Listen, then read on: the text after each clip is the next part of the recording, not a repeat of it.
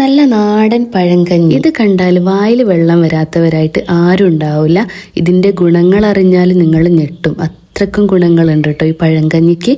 ഇതിന്റെ കൂടെ കഴിക്കാൻ വേണ്ടിയിട്ട് നല്ല നാടൻ കൂട്ടാനുകളും നമ്മൾ ഉണ്ടാക്കുന്നുണ്ട് കേട്ടോ. നല്ല കടുമാങ്ങ അച്ചാറും ചക്കപ്പുഴുക്കും ഒക്കെ ആയിട്ടുള്ള ഒരു പഴങ്കഞ്ഞി റെസിപ്പിയാണ് ഇത്.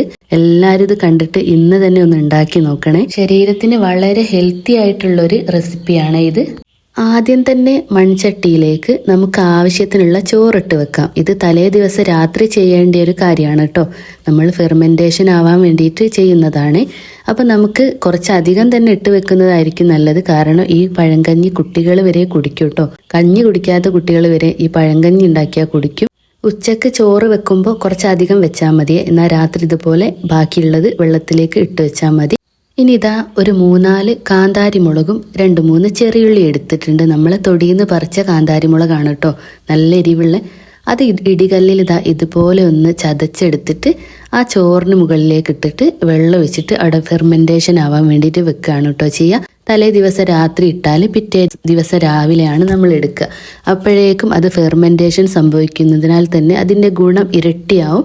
പണ്ട് കാലത്തൊക്കെ ജോലിക്ക് പോകുന്നവർക്കല്ലേ, അതായത് വയലിലേക്ക് കൃഷിപ്പണിക്കും കിണറുപണിക്കും അതുപോലെ മറ്റ് കഠിനാധ്വാന ജോലികളൊക്കെ ചെയ്യാൻ പോകുന്നവർ ഇതുപോലെ രാവിലെ ബ്രേക്ക്ഫാസ്റ്റിന് പകരം ഒരു കിണ്ണം പഴങ്കഞ്ഞി കുടിച്ചിട്ടായിരുന്നു അത്രേ പോവാറ്.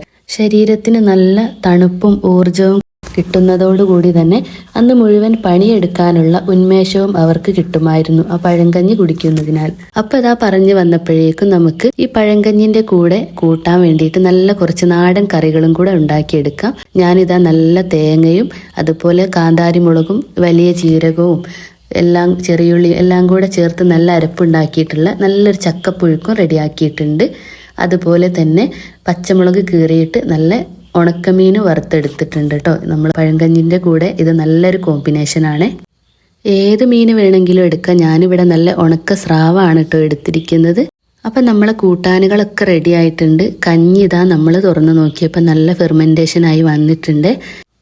ഇനി നമുക്കിതിലേക്ക് ആവശ്യത്തിനുള്ള ഉപ്പ് ചേർത്ത് കൊടുക്കാം. നമ്മൾ തലേ ദിവസം ഉപ്പ് ചേർത്തിട്ടില്ലായിരുന്നു, വെള്ളം ഒഴിച്ച് വെച്ചിട്ടേ ഉള്ളൂ. പിറ്റേ ദിവസം ഇതെടുത്തതിന് ശേഷം ഇതിലേക്കുള്ള ഉപ്പ് ചേർത്തിട്ട് നന്നായിട്ടൊന്ന് മിക്സ് ആക്കി എടുക്കാം.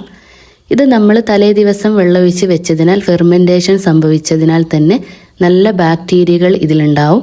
അതിനാൽ തന്നെ ശരീരത്തിലെ ജലാംശം നിലനിർത്താൻ ഇത് സഹായിക്കുന്നു. ഇനി ഇതിലേക്ക് നല്ല കട്ടത്തൈര് ഒരു കയ്യിൽ ഒഴിച്ചു കൊടുത്തിട്ടുണ്ട് കേട്ടോ.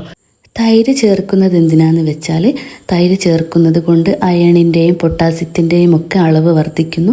കൂടാതെ വിറ്റാമിൻ B6, B12 എന്നിവ ഉയർന്ന അളവിൽ ബാക്ടീരിയ വർദ്ധിപ്പിക്കുന്നതിനാൽ തന്നെ സ്ത്രീകൾക്കുണ്ടാകുന്ന പീരീഡ്സ് പ്രശ്നങ്ങൾ ഒരു പരിധി വരെ തടയാൻ വേണ്ടി പറ്റും. പീരീഡ്സ് ഒക്കെ കറക്റ്റ് ചെയ്യപ്പെടും കേട്ടോ. ഇനി നമുക്ക് ഉപ്പിലിട്ട മാങ്ങ ഉണ്ടായിരുന്നേ, നല്ല ചെറിയ കഷ്ണങ്ങളാക്കിയ പച്ചമുളകും മാങ്ങയും കൂടി ഉപ്പിലിട്ട് വെച്ചതായിരുന്നു. അത് ഒരു 2 സ്പൂൺ അതിൻ്റെ മുകളിലേക്ക് അങ്ങിട്ട് കൊടുത്തിട്ടുണ്ട്. പിന്നെ അതാ നമ്മളെ അടിപൊളി ചക്കപ്പുഴുക്ക് ഇട്ട് കൊടുത്തിട്ടുണ്ട് കേട്ടോ. ചക്കപ്പുഴുക്ക് തന്നെ വേണമെന്നൊന്നുമില്ല കേട്ടോ. ഇതിൻ്റെ കൂടെ കപ്പയായാലും കുഴപ്പമൊന്നുമില്ല.